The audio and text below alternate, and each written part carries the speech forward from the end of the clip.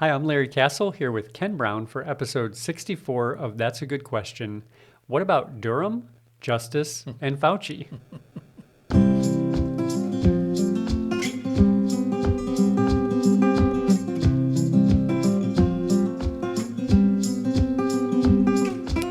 Well, here we are back in the studio together after having a week off while we traveled last week for our marriage retreat.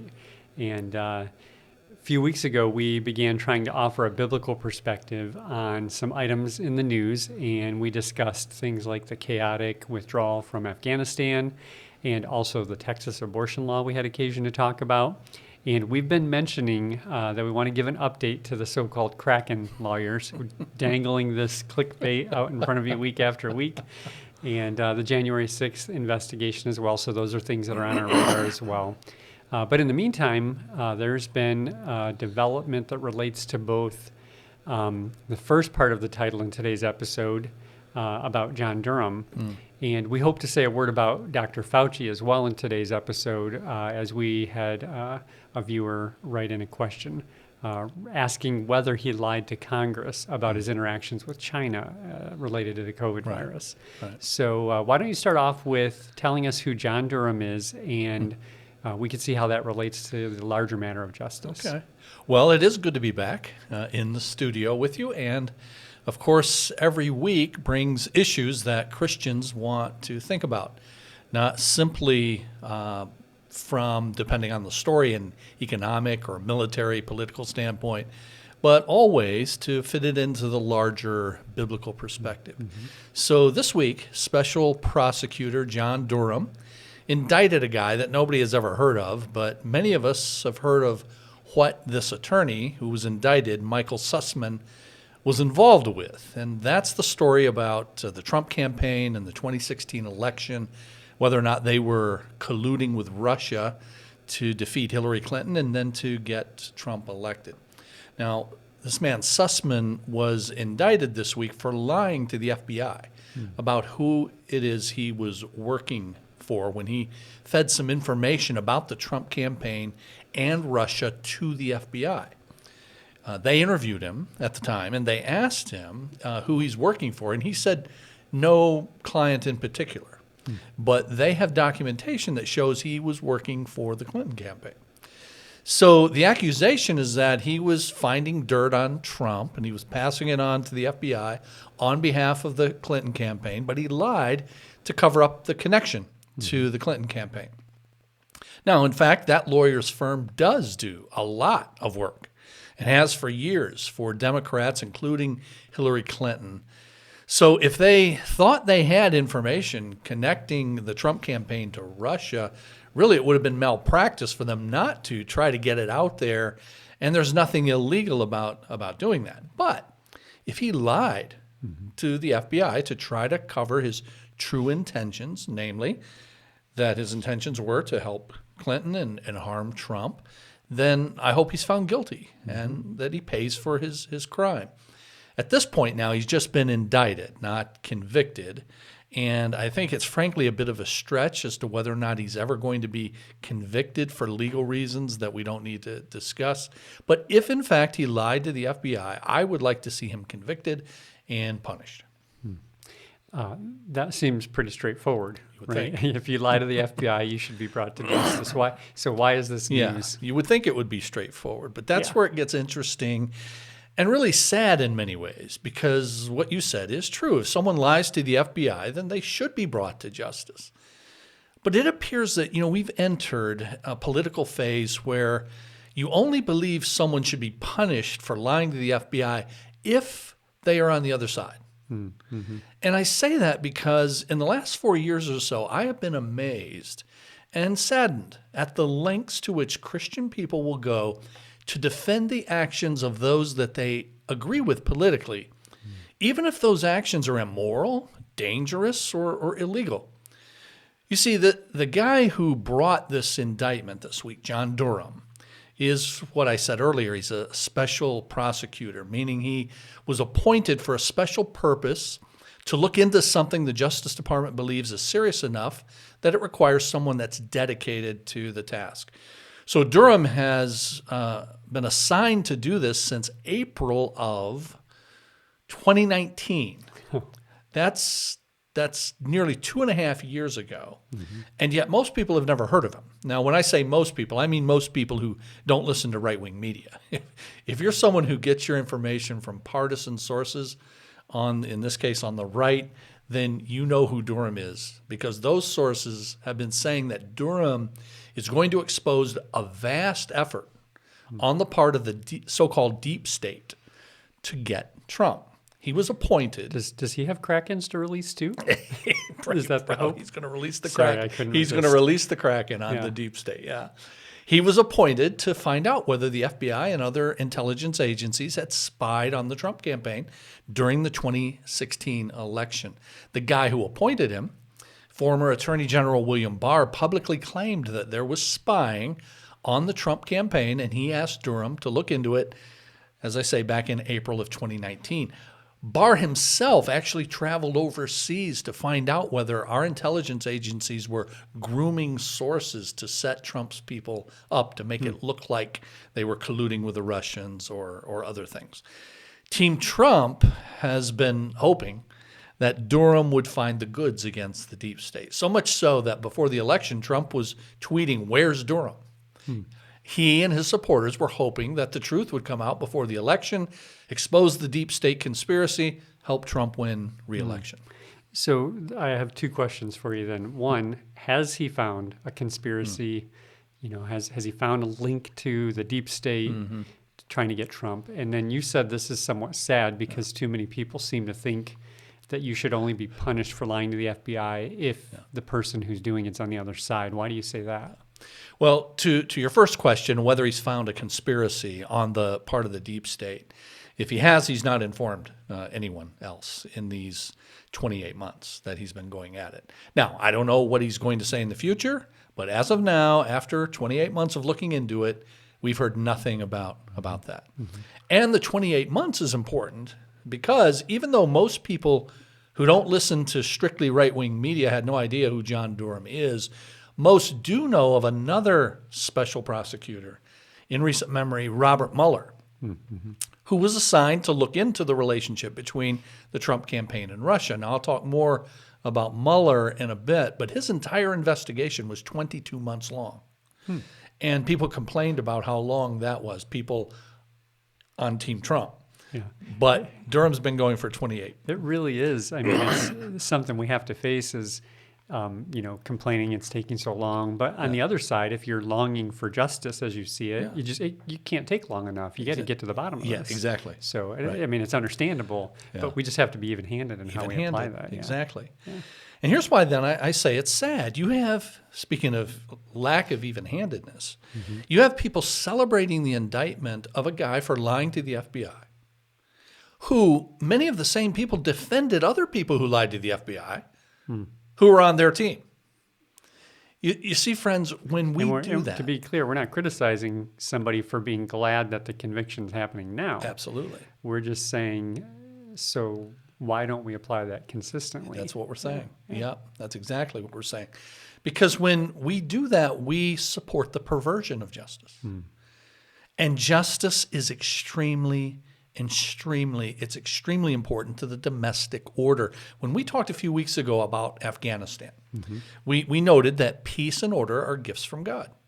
Just as international order in a fallen world is so very important, and that's why I'm no fan of the Afghanistan withdrawal, but so too is domestic order extremely important. And it can't be maintained without justice.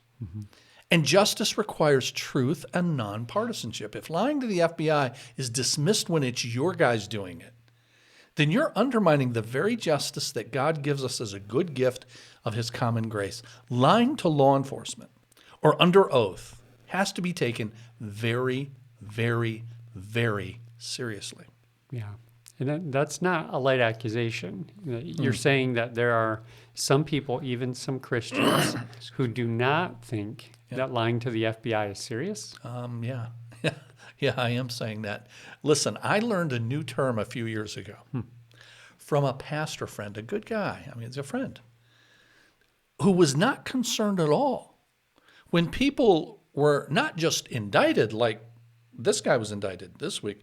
They were actually convicted of lying to the FBI. And you know why he was not concerned? Because lying to the FBI, he informed me, and I learned, is only a, quote, process crime. Now, as I said, I had never heard the term until the last few years when friends of mine who are Trump apologists would tell me that Mueller was going after people for these process crimes, like lying to the FBI, rather than going after the crimes themselves. That is, lying to the FBI is a crime that takes place during the process of an investigation. It's a crime against the judicial process, but it's not the substance of the investigation itself. So many of the people who put their hope in Durham and are now jumping on this news with glee, they also dismissed and ridiculed the prosecution of Trump officials by Mueller, wait for it, for lying, yes, to the FBI. So Michael Flynn is considered a hero who was persecuted when he was prosecuted for a process crime by an overzealous prosecutor. Yeah, this is all reminiscent of the kind of back and forth I heard when, if you mention any criticism of the January 6th riot about, well, where were you when this was all happening in the summertime, when it was on the part of liberal agents or parties, and it's got to be the same for both. We're here talking about this because this is us. That's us. This is our side. What good does it do to point out the hypocrisy we've said a of number of times. People who don't listen to us? Who don't listen to us. And I'm going to mention that what about the summer riots and January 6th in a little bit as well. Okay, Yeah. all right. Yeah. So that raises what you said there, raises an important question. If process crimes, as your friend called them, aren't serious, then how do you ever get to the substance of the investigation if people can just lie with impunity? Yeah, if the process is not protected, Right. which is exactly why prosecution for lying under oath or to investigators is a crime. If the process can't be protected, how do you ever get to the substance? Exactly right. Mueller's, in fact, largest section in his report after his 22 months, which, by the way, many people who talk about Mueller and dismiss Mueller and all of that, I talked to lots of people like that who have never actually read the Mueller report. If you're going to be an expert on Mueller and what Mueller didn't find and all that, let me just suggest you read the Mueller report. It's really large, but you can download it. You can Google Mueller report and you'll get it. But the largest confession, I haven't read it. Well, and that's why you're commenting on it, not me. Yeah, and you don't claim to be right. So it's fine. Don't read it, but also don't pontificate on it if you haven't done it, right? So his largest section in that, though, is on this very thing, obstruction of justice by people lying, refusing to cooperate because Trump dangled and then actually gave pardons so that people could literally lie and cover up with impunity, and people actually did that. Listen, so far, Durham has convicted one person in 28 months, and now he's indicted a second. We'll see if that results in a conviction. 28 months, that's it, at least so far. Now, compare that to Mueller. Let me just go through what happened in those 22 months. Let me see. Do we have time for this? All right, go for it. I'll go fast. He indicted, convicted, or received guilty pleas from 34 people and 3 companies, including top advisors to then President Trump, Russian spies and hackers with ties to the Kremlin. The charges ranged from interfering in the 2016 election and hacking emails to lying to investigators, tampering with witnesses. Now, Trump himself could not be charged with a crime while he was in office. And there's a Office of Legal, I'm forgetting the name now, OLC, Office of Legal Counsel, in the White House that issued an opinion in the 70s that said a sitting president cannot be charged with a crime while he's in office. And it's highly unusual for a former president to be charged after being in office. It's never happened. But I personally think if someone obstructed justice, no matter if they're a Democrat or Republican, they should be prosecuted, no matter who they are. But Mueller charged the Internet Research Agency, that's a Russian troll farm, with meddling in the 2016 election. He gave, in the report, names, dates, exact times, and locations where they did this. It's very meticulous. He charged 12 Russian military intelligence officers. He's got a 29-page indictment, and it explains how the hackers use phishing attacks to steal files from the Democratic National Committee and the Clinton campaign, and then they worked with WikiLeaks to distribute the information in order to damage Clinton's candidacy to help Trump. He documents all of this. Trump's campaign chairman, a guy named Paul Manafort, was sentenced to 7.5 years in prison. He pleaded guilty. He started cooperating with Mueller, but then prosecutors later said he breached their agreement by lying to them, and he was sentenced. Trump pardoned him. Wow.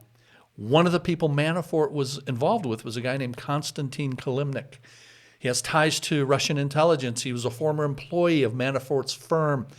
And Manafort, the Trump campaign manager now in 2016, gave polling data to this guy, Konstantin Kilimnik. And then he lied about doing that to Mueller, even though he was supposed to have been cooperating at the time he did that. So why would a campaign manager be giving polling data to this Russian intelligence guy? Okay. Trump confidant Roger Stone was convicted of lying to Congress, of tampering with a witness, obstructing a congressional investigation into Russian interference in the 2016 election. He faced up to 20 years in prison. Trump pardoned him. Campaign aide Rick Gates pleaded guilty to lying to investigators. He cooperated with the investigation. Trump's former personal lawyer, Michael Cohen, pleaded guilty to a number of charges, including lying to Congress. He served time in jail. Trump's campaign advisor, a guy named George Papadopoulos, spent a very short time in jail for lying to investigators. And then there's former National Security Advisor, I mentioned earlier, Michael Flynn. He pleaded guilty to lying to investigators. He started to cooperate. He then reneged on the cooperation. He then sought to withdraw his guilty plea. The judge wanted to throw the book at him. You can't do that. You can't stand in front of me and say I'm guilty of this and then come later and say, no, I'm not guilty of this. But Attorney General Barr at the time tried to withdraw the original prosecution, saying, okay, we're not coming after him anymore. The court said you can't do that. Trump pardoned him. Now, if Trump does not pardon Flynn, then Flynn's in a world of hurt. And he's put in that world of hurt by the bad legal advice of his attorney, none other than, wait for it, Sidney Release the Kraken Powell. I feel like I should have a sound effect for that. We should have something. But, she of infamy, joining Rudy Giuliani and these other lawyers who are now facing disbarment, suspension of their law licenses, different penalties. A Michigan judge just threw the book at Sidney Powell in the last few weeks for the things that she claimed about the election being stolen in court. Yeah. So you're saying that if we excused all of that that happened all that time, and yet we recognize that we should rightly be rejoicing in justice now, we might want to just rethink whether or not we're being even headed about this, or trying to achieve some level of objectivity. So if what happened this week turns out to be justice, then this lawyer for Clinton and the Democrats is convicted of lying to the FBI. We don't dismiss it as a process crime, and we're right not to. We should be thankful that we have a justice system, you're saying, that holds people accountable. But we should say the exact same thing if it's done by people on our team. Exactly. Right? So we, as Christians, we want justice, and that's more important to us than our politics. Should be. Yeah. That should be exactly right. Our desire for justice should not have a political label to it, because justice has to be nonpartisan, or it moves from focus on what's right to might, to power, to winning, to owning the libs, to just being political. Yeah. And then we, as Christians, look like all we care about is being in charge. I mentioned to you before recording today the same kind of thing happening with things that have been politicized, like vaccination. Christian leaders allowing themselves to get swayed by politics on that. Yeah. So that's all true, and I agree with all of it. But one additional point that not all instances of the same crime are treated equal, I think should be addressed. Yeah. If someone lies to the FBI about something that they would call, in a case, non-material issues. So, let's say they lie about what college they attended in an investigation that has nothing to do with where they went to college. They went to Harvard, but they actually went to, let's say they went to Wayne State or something like that. Hold up. You're saying there's a difference between Harvard and Wayne State? I don't know. I happen to know not. some very good people who come from Wayne State. Okay? Yes, I do. I know some very good people myself. So my apologies to the Wayne State contingent watching here. Last thing I want to do is alienate you. But it's true that this kind of non-material lie probably wouldn't be prosecuted because they don't have the resources to just prosecute everything they might. So they've got to stick with what's relevant to the case. Yeah, that's right. All non-material false statements cannot be prosecuted because they don't have the resources, but also because that's actually part of the legal standard. It actually has to be material. But in the case of all the... Doesn't make it okay to lie, Of course, yeah. But, morally, we're talking about legally now. Right. But in the case of all the Mueller investigation convictions, the lies were indeed material. And it appears this one that Durham has indicted would be as well. To a non-lawyer like me, we'll see if a conviction follows. But what you said about prosecutors and the prosecutors' allocation of resources is important to another issue that we've discussed, and that's the January 6th insurrection, because you brought up earlier that analogy, that comparison that people make between the riots in the summer and the prosecutions going on with January 6th. Some have tried to analogize those riots in the cities last summer to the first violent breach of our Capitol in 200 years. Right. Now, I've had people downplay to me the seriousness of what happened on January 6th, and when I push back and say it was very and deadly serious, then they move to the trusty whataboutism. What about the rioters last summer? When are they going to be prosecuted? Now, I don't think that comparison works. So let me just give an illustration. If a mayor in a town in Minnesota is assassinated, can we agree that although it's very sad and it's still not the same as the assassination of the president, and that far more resources are going to be put into finding the president's assassin than the mayor's? Likewise, riots in Minneapolis are not the same as riots at our Capitol that result in people marauding not through businesses, but through our Capitol, the citadel of our democracy. If that's not taken with the utmost seriousness, then what happened on January 6th is just a practice run for later. Now, crimes committed in Seattle or Minneapolis or wherever should be prosecuted and people held accountable as resources allow. But I say as resources allow because prosecutors don't have unlimited resources. So they have to make decisions about who and how many when there's a whole boatload of people, and as is the nature of the case with a riot. With the D.C. riot, you have more resources available at the federal level, and they're throwing those in a big way at the rioters, as in my mind, well, they should, given the nature of where they did this and what it represents. They have now prosecuted over 600 of the rioters. There's a committee as well in Congress looking into what happened on that very fateful day. And just to interject here, you're not saying like some politicians on the left have said that, well, what do you expect, and try to justify what rioters did in the summer. You're not saying that. No. You're just saying it's understandable if it's not even you're saying it's understandable that it's not treated exactly like the January 6th riot because it doesn't rise to the level of a national threat like that. It's not a national threat. Yeah. Exactly. And so simply put, they are, with the January 6th riot, taking it more seriously than other events because, hear carefully, it's more serious than other events. So I strongly disagree with those who say, well, when are they going to prosecute the rioters in the cities from last summer, as if there's some equivalence. There is not an equivalence between the two. But I will say this, if there were unlimited resources, as King Jesus will make use of in the future kingdom, to put immediately and fully down a rebellion that the Bible says will happen even at the end of his earthly kingdom and before we go into the eternal state.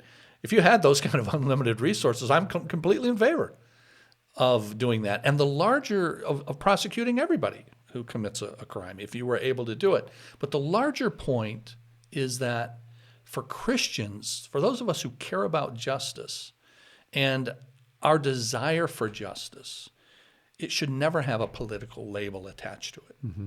Yeah.